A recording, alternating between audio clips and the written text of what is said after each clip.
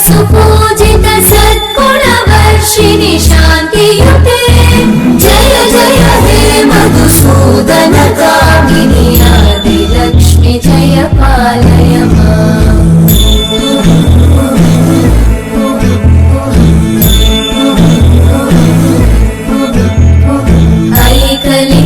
ऐकलिकल्मषनाशिनि कामिनि वैदिकरूपिणि वेदमये क्षीरसमुद्भव मङ्गलरूपिणि मन्त्रनिवासिनि मन्त्रनुते मङ्गलदायिनि अम्बुजवासिनि देवगणाश्रितपादयुते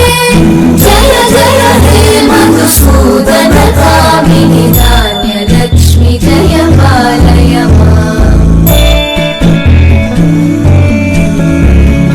जय वरवर्णिनि वैष्णवि भार्गवि मन्त्रस्वरूपिणि मन्त्रमये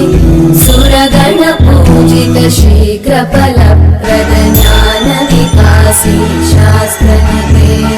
भवभयहारिणि पापविमोचनि साधुजनाश्रितपादयुते जय जय हे मधुसूदन कामिनि धैर्यलक्ष्मि जय पालय माम्